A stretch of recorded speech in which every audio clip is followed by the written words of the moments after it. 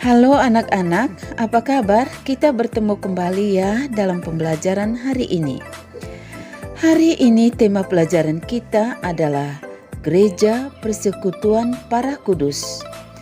Nah, anak-anakku, sebelum pembelajaran, Ibu Ori ingatkan untuk selalu menjaga kesehatan kita, istirahat yang cukup, makan makanan yang bergizi.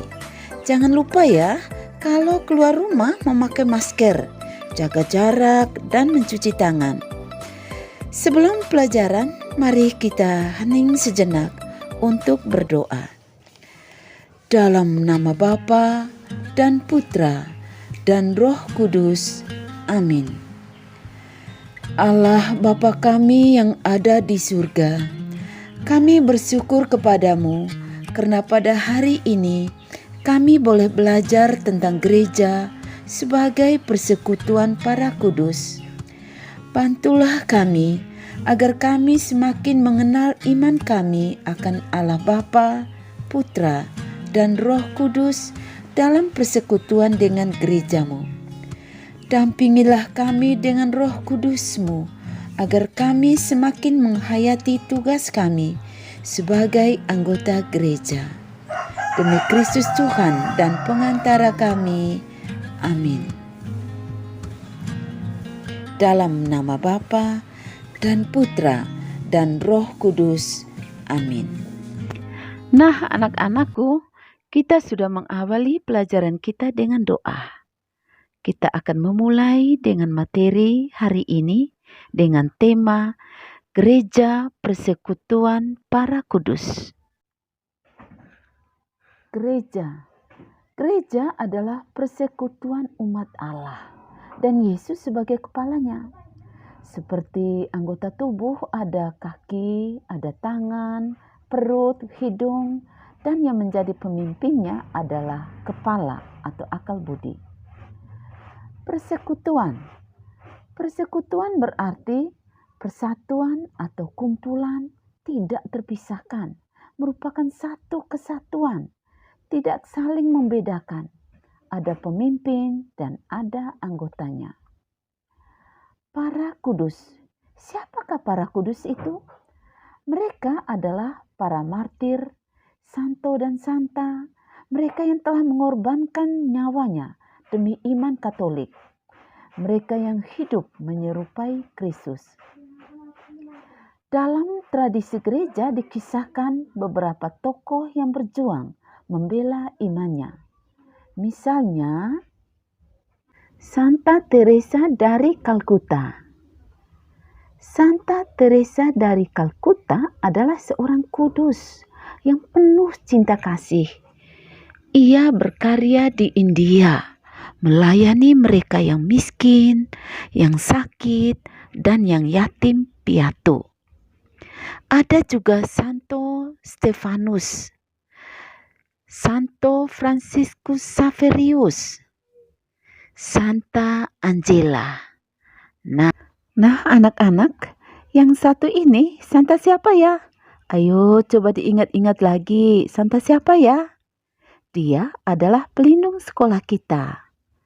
Nah, namanya Santa Ursula. Santo adalah orang kudus yang laki-laki. Santa orang kudus yang perempuan. Sedangkan martir adalah orang yang mati mempertahankan imannya akan Kristus. Seperti Santo Stefanus, dia adalah martir yang pertama. Beato atau beata adalah gelar sebelum menjadi santo atau santa. Anak-anakku, gereja sebagai persekutuan Roh Kudus artinya kumpulan umat Allah, baik yang hidup dan yang mati, yang dipanggil untuk hidup menyerupai Kristus dalam kekudusannya. Teladan kekudusan itu sendiri dapat kita temukan dalam diri Yesus dan juga dalam diri para kudus dan para martir.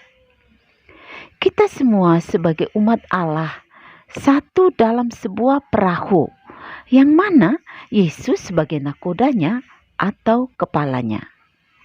Dengan demikian, kita semua sebagai anggota gereja berkumpul menjadi satu dalam satu persekutuan, yaitu persekutuan umat Allah.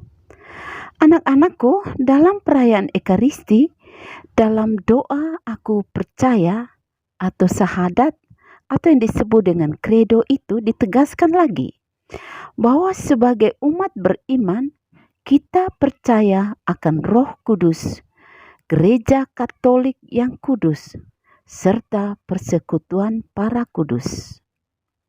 Istilah persekutuan para kudus disebut dengan Communion Sanctorum. Anak-anakku, gereja disebut persekutuan para kudus terutama karena didasari iman. Iman yang dijadikan dasar persekutuan adalah iman akan Yesus Kristus dan Roh Kudus. Itulah sebabnya gereja disebut sebagai tubuh Kristus. Para kudus adalah orang-orang beriman yang telah memperoleh kehidupan kekal di surga sebagaimana dijamin oleh Yesus melalui sabdanya.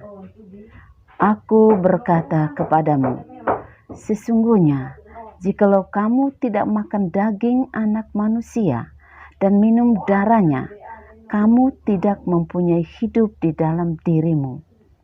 Barang siapa makan dagingku dan minum darahku, ia mempunyai hidup yang kekal, dan aku akan membangkitkan dia pada akhir zaman.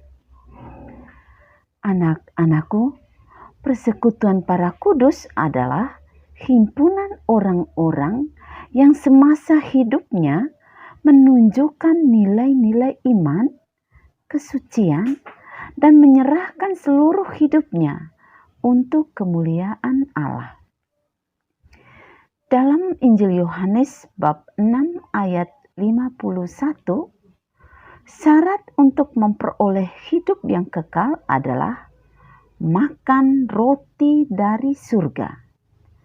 Yang dimaksudkan di sini adalah bahwa orang akan memperoleh hidup kekal, maka ia harus makan dagingku dan minum darahku.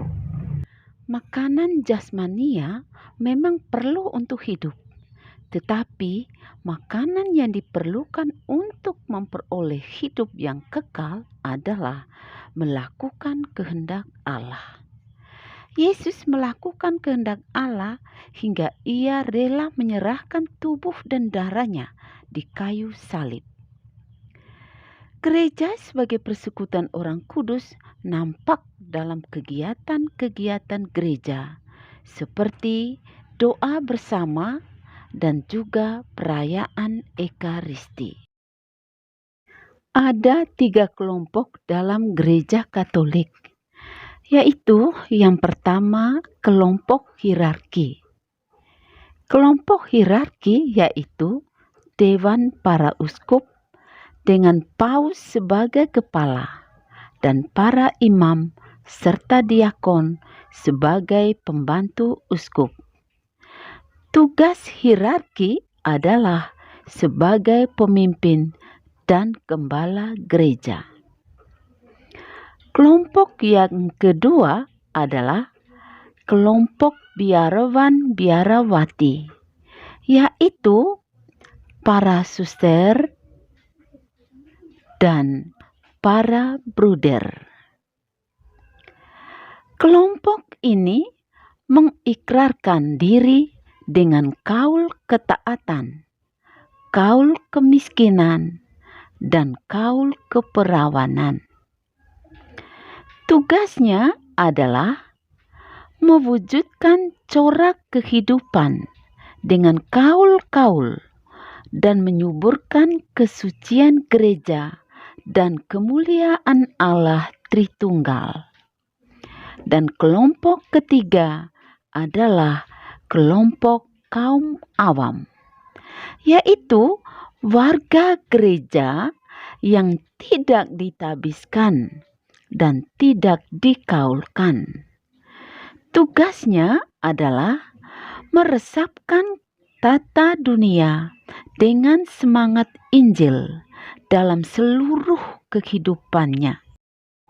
Nah, anak-anak, jadi gereja sebagai persekutuan, maksudnya gereja adalah persekutuan umat yang percaya pada Yesus Kristus, dan Roh Kudus menggerakkan persekutuan dalam gereja.